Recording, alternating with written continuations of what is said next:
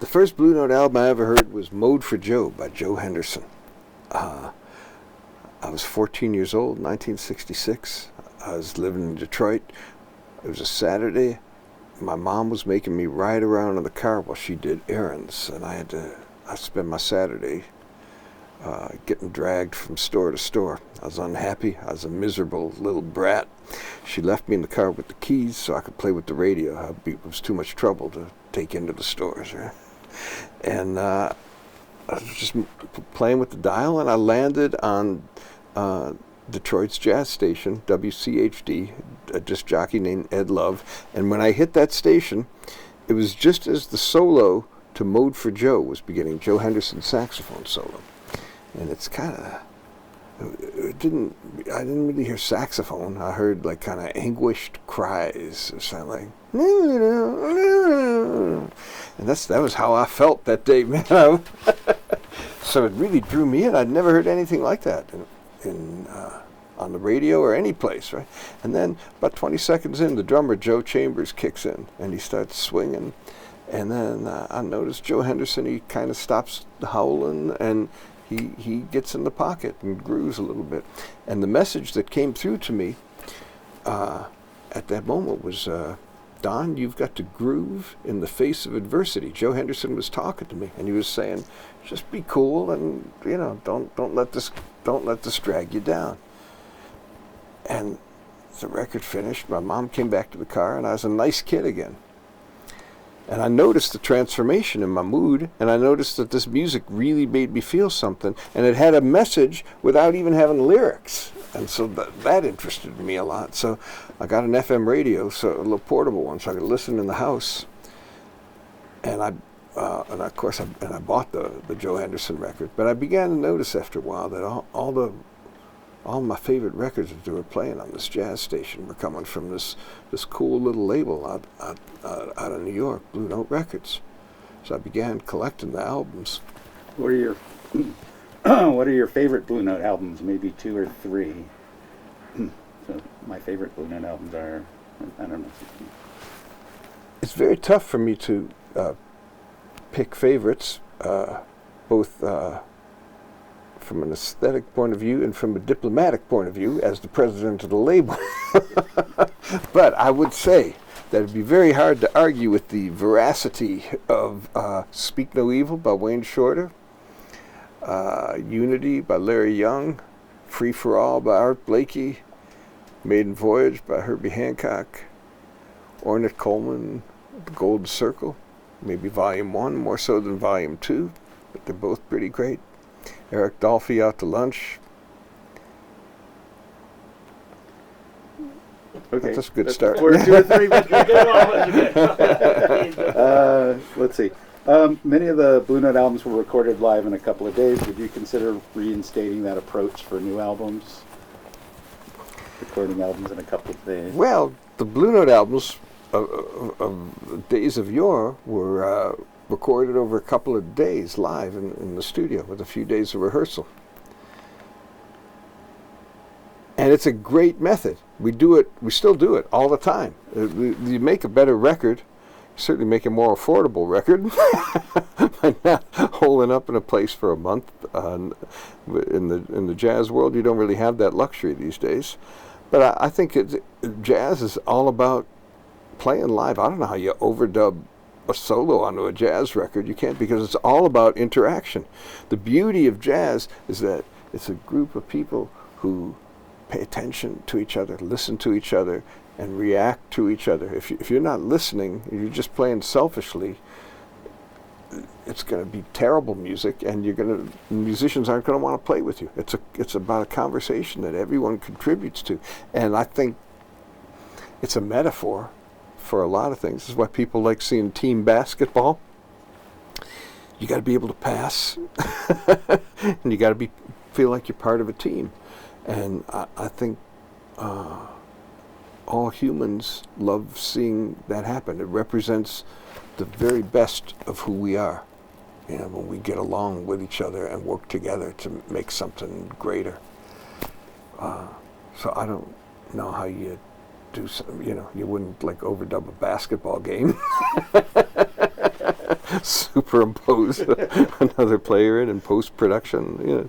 So we make records for the most part, in the traditional, the historical. So for the most part, we make records like our founders did in a couple of days. It's a great analogy, too. That's what it is. When you think about like jazz music, a team of... Yeah. I mean, I'm just saying now, sorry. No, it's true. It's an all, when you think about it, it's Yeah. all about being in the pocket, what's he going to do, but feeling it, knowing you can make it behind the back pass and he's going to be there or go off. That's exactly. Did you get that? That was great. That was exactly right. Yeah, we had it recorded there. Yeah. I remember when I took a jazz class in college, the final exam was, what is jazz? That was it. Right. You had to write something. I could write a dissertation. You probably could have done like a little abstract drawing Exactly. test. Or just to freak him out, right, Frank Zappa, to see what anyone says. You know? Okay, the next one is, why are younger listeners turning on to jazz now? I think jazz always spoke to younger listeners, including myself, because it's about freedom. It's really a rebellious, revolutionary music. And every wave of the music was a revolution against the previous regime. You know, when Thelonious Monk recorded for Blue Note in 1948, what he was doing was incredibly radical, man. He voiced chords in a way that nobody voiced chords, and he wrote songs where the changes moved in a way that nobody moved before. And just the way he played behind the other people in his band was radical, and it was revolutionary, and it changed the face of the music going forward forever. A couple years later, you see Art Blakey and Horace Silver and Lou Donaldson form the Jazz Messengers. And it's the birth of hard bop, which is just a little funkier. Like you might have gotten kicked off the bandstand at Birdland and for throwing in backbeats like that, or for playing funky, kind of gospel-y piano licks.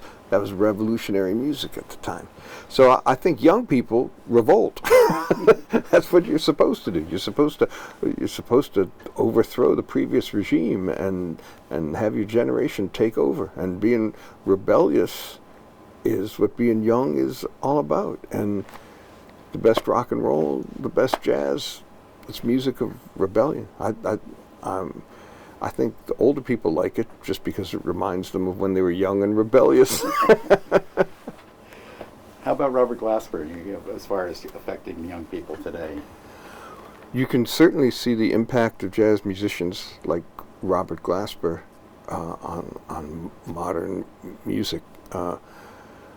If you go to a concert of students at Berklee School of Music or a place like that, invariably someone's going to do Robert Glasper's version of Afro Blue. You just hear that all the time, and call it a Robert Glasper song, and as if he wrote it, but he changed certainly the way everyone approaches it harmonically, just the way he voices chords, his way of soloing without necessarily soloing. The kind of group soloing, the group interplay. He's got a very novel approach to it. And as a musician, he paints some really vivid imagery. He's got a large personality, beautiful guy, really great guy, and it comes through in the music. And he's got a sense of humor, and that's in the music.